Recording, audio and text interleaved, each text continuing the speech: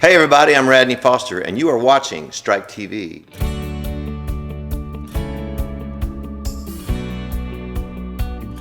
Hey everybody, Brian here, Backstage Access. We're at the amazing, beautiful Heights Theater, kind of downtown area. If you haven't been here, you want to check it out. I want to read some things that this gentleman has done that some of you may or may not know of. I knew the majority of it, but I didn't know all. And now, I was a fan, but now I'm just like, I didn't think I could be a bigger fan, but now I'm a bigger fan. So, of course, I will say it, Mr. Radney Foster, thank you for being here. Pleasure is all mine. So, I to do it. He's a singer, songwriter, musician, and of course, for us Texas guys, he's a producer, but not just for Texas guys. But there's a band called Randy Rogers. Yeah, Randy Rogers. Yeah, I'm sure some of you may know. And then not only have you done your own stuff, you've been on compilation albums, Mama's Hungry Eyes, the Merle Haggard. Yeah. You did the Red Hot Plus Country thing. Yep, sure. That was, and of course, you were one of the founding members of Foster and Lloyd. Yeah. And then you also, it was kind of cool, maybe talk about it a little bit, the band Radney Foster and the Confessions. Yeah. For the Revival. For the Revival record. For the Revival record. So you played lead in the musical Troubadour. I did. So that was 6 weeks run. That was... Yeah, it was pretty cool. And you think, okay, but then you also appeared as, is it Zachariah?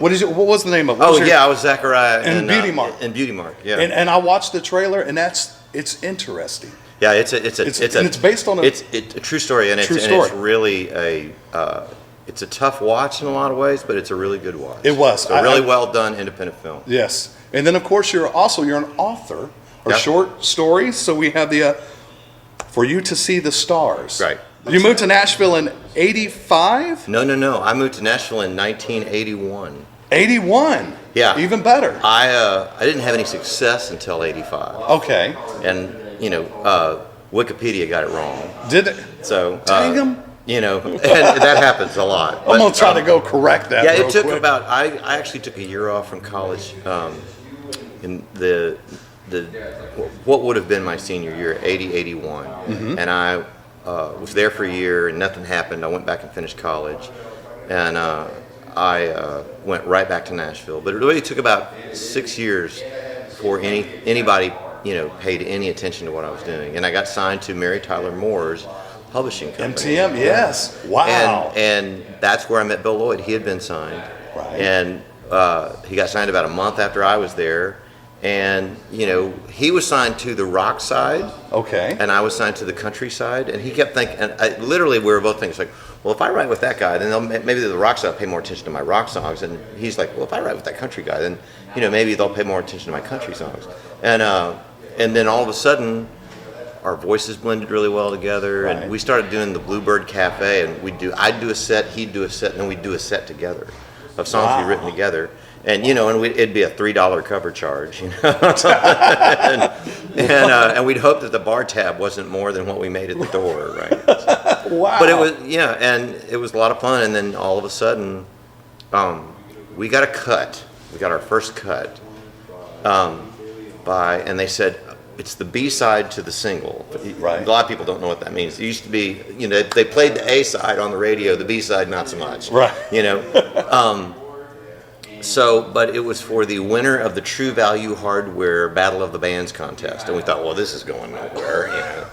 Well, come to find out, a bunch of DJs turned the A side over and listened to the B side and liked it a whole lot better, and it became the first hit top 10 single for the Sweethearts of the Rodeo. Yeah, nice. And it got signed by Sony, and their career went on from there. So and that kind of launched interest in he and I, and the demos that we were making together and that kind of stuff. So it's interesting to talk about the Mary Tyler Moore thing or whatever, and he was the rock guy, you were the country guy. But maybe was it Tim Dubois? Was he at Arista at the time? Or? Tim Dubois was not at Arista at that point. Tim Dubois became Foster and Lloyd's manager. Okay. And when we were on RCA, and then he left management to start Arista's country division. Yeah, because I was thinking. And then when I went solo, I called him up and I said, I'm doing a showcase at the Bluebird Cafe. And he said, Radney, I love you and I love your music, but I'm looking for somebody who's more traditional than you are. And I said, don't say that till you've heard the music. Right, yes. And he said, fair enough. And he came out and he brought a couple of guys from the label, and he walked, when I got through with my set, he walked back to the kitchen in the Bluebird and cornered me in the kitchen. Because there's really no backstage. It's tiny. There's no backstage. Right. So I was kind of in the kitchen, and he cornered me back there and he said, look, you're going to get a ton of offers. I just want to be the first one in line. Wow. And I said, I don't want to work with anybody else, Man. So, and that's how we started. That was the beginnings of Del Rio, Texas, 1959. Wow. And so since you mentioned the Del Rio, Texas, 1959. Right. Was it September 29th? September 29th of 1992, 30 years ago. Pretty much. It's 30 years in 2 weeks. And the funny thing is now, people at home, you don't need to adjust your televisions or your laptops or your whatever, your phones. 30 years ago, this is that's what. There you go. This is what we had to listen to. Oh yeah, man. Yeah, but it was kind of cool because they almost forced you to, you didn't want to sit there and try disc or whatever. You can hit the, you want to rewind and whatever else. So that was. You kind of learned to listen to it like it was intended. Right? Exactly. And so what was cool is so you put 10 songs on there, and I just want to kind of maybe do it like, if we can, maybe a little track by track thing. Sure. Because that album, going back and listening to it, it's, like you said, it's country, but there's I don't know, it's amazing. Even to listen to it now. Oh, thanks very much. The production and everything, and then the songs. And you wrote or co-wrote every song. That's correct. And I don't know back in the day if that was normal or not. It really wasn't. Yeah, that they wanted their pictures and. Oh yeah. Well, and look, there's nothing wrong with some of the guys that we think of as the greatest singer-songwriters ever walked the planet. Yes. Waylon Jennings would write 5 and he'd go find 5 others. Yes. Yeah. And did it all the time. Mm-hmm. There was very few of his records that he wrote everything on there. And so when we talk about the 10 songs, and I'll kind of go through, but do you remember anything special about it? Did you come up and they said, look, Radney, you're going to get 10 songs?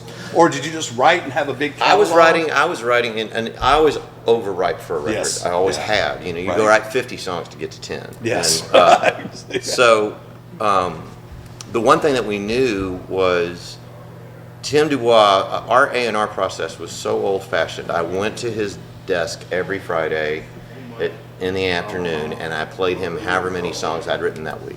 Wow. And he'd be, well, that might knock this one off. And at the beginning, he said, you get 5 and I get 5. Okay. And I said, okay, fair enough. I said, well, what if one of my, he said, we'll work it out. Right. And so he said, but I'm not going to let you go in to the studio until you have that one magical thing called a first-time single for a baby act. He said, because even though people know who you are from Foster and Lloyd, there's a whole bunch of people who haven't made the association. You've cut your hair, you're older, it's like all this, time has passed. It's a different thing. Right, yeah. And we can use that, but it's, it's got to be like nobody's ever heard of you. We got to treat it that way. And I said, cool, fair enough. And so we got down to where we had the 9, and it's like, for over a month, I think for about 6 weeks, I walked in there with 3 songs every single Friday for 6 weeks, and he was like, nope. He said, well, that one I think there was one song that bumped another one off of that 9 out of all of those songs.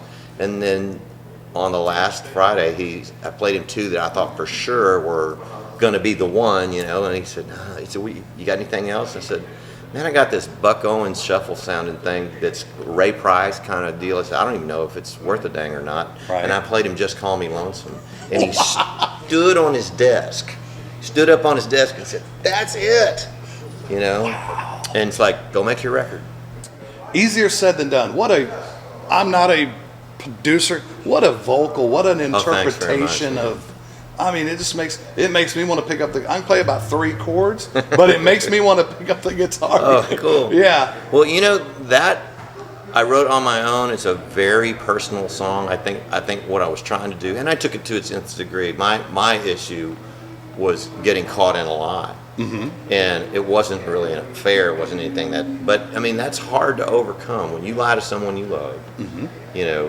No matter what it's over, boy, that it takes a minute or 2 to build that trust back. And so being the songwriter, it's like, it's, you got to take it to its nth degree, And so I did, and I just knew that, it needed that emotional level of delivery And so that was the one where it wasn't just, okay, we're done with the track, let me cut. I was like, guys, I'm going to go to dinner by myself. I'm going to come back, have all the lights down. Yeah. And I just want to not even know you guys are hardly here. And, just to try to dig, and part of that's people don't realize this, but there's a fair amount, acting is doing nothing but digging around in your insides to find the emotion to play whatever character you're playing. Right. Well, the same is true of a singer. You go digging around in here, one of the great things about guys who don't write songs, George Strait's a really great example. Perfect. Is or even someone who is a singer-songwriter like Garth Brooks, or take your pick, whoever is your favorite. Yes. Waylon Jennings, Merle Haggard. Once they sing something, it sounds like they wrote it. Yes. It sounds like they mean it, that it's theirs, that they've lived every moment of it. Right. And you have to do that emotionally, internally to get there. And I knew I'd have to do that because of the way that lyric was structured in that melody. And I think as a fan, you can really hear that in your music. Oh, thanks. It's like, I just don't know if anybody else could have, I don't know if anybody else could have pulled it off. Well, I think you have to be one thing that used to happen more in country music, but and it doesn't as much anymore, but I always thought that there was something cool about the guys who were willing to be the bad guy in the song. Yes. Yeah. And it's rare, right? They don't want to be known as the bad guy, but but think of the songs when they are willing to be that, and you find yourself having empathy for that person and you can't understand why. Right. Well, it's the delivery of the song and how they did it, and what they brought to it. I mean, one of the greatest, examples is Earl Thomas Conley singing, Holding Her and Loving You. Yeah. I mean, it's like, that guy's a jerk.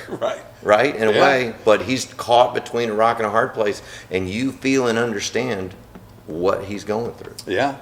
So, and we'll skip through a few because I want to ask one story. So, of course, you wrote a song with or for a Hootie and the Blowfish.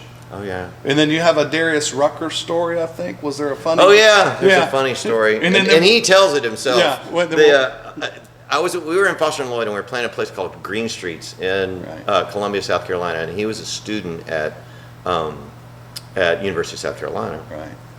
And he was working at a record store, and he loved our record, and he really wanted to go to our concert, but he had to close, and so he was late. Right. So he only got there halfway through, but man, he was making up for it, and he was knocking them back, and he kept weaving his way more and more to get to the front of the stage, and so he's kind of lit, and he kept requesting this song over and called "You Can Come Crying to Me." It's his favorite Foster and Lloyd song, and it's one of his favorite songs that I've ever written, and so. And I don't know him from Adam's House Cat. Yeah, I mean, he's just this kid, and so he says, he yells it out right as we're coming back for the encore, and I ran and I said, "Hey dude, you must have gotten here late because we did that earlier in the set." Right. And he goes, "Oh man, come on, I'm the only black guy in this bar, you can't play my song." Right. And I started laughing. And Bill said, "He's right." And so I said, "You know what? Because that's the funniest comeback I've ever heard in my life. Yes, fine." I said, I was like, in my mind, I was like, "You played the race card, really?" And he's like, but it was all in. Yeah, it was off the cuff. Yeah, he didn't mean anything bad by it. No, it was funny though. It was funny as hell, is what it was, and that's how he got the. I said, "Y'all want to hear? You come cry to me again?" And everybody went, "Yeah." We played it again, And 10 years goes by, and I'm out at one segment, and I don't remember when, but on a segment, once they blew up, they would call and say, "Hey, in a month, are you open on such and such a Thursday? Can you fly in and or route your band, or what can you you come open for us?"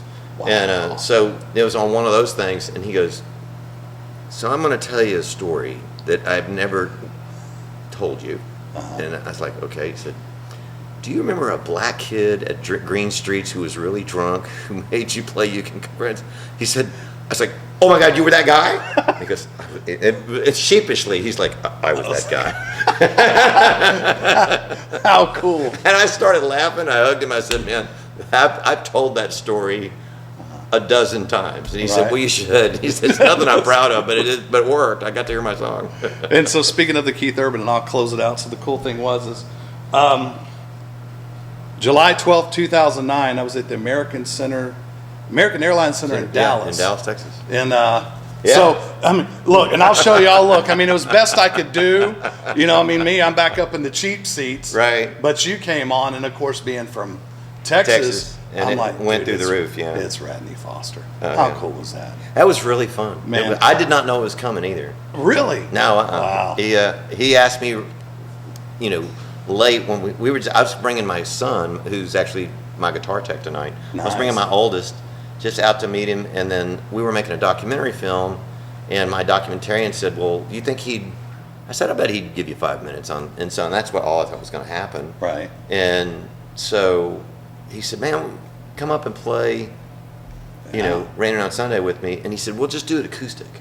Yeah. And what he didn't tell me is that he just, like, at the solo, he kicks it in the pants and changes to electric guitar, and it roars. Right, And yeah. I did not know what was going to happen. I was laughing all during his solo, just going, "Okay." And I was looking at him. He's like, "I kind of fooled you." So much for acoustic. So much for acoustic. Wow. So many great stories. Man, thank you for taking out the time. Pleasure is all mine. Man, people, go to radneyfoster.com, buy the shirt, buy the books, go to a show. Now we have a chance to see live music again. And I will say this, but you know, just as a fan, I mean, what he's offering, the music and everything, you know, not only do you get to hear his, but you maybe get to hear the Raining on Sunday. Oh, sure. And all those other songs. So y'all go check him out. Again, check out radneyfoster.com. Tour dates, merch. Matthew, thank you. Tommy and Angela, shame on you. You should have been here. Brian, Backstage Access. We'll see you next time.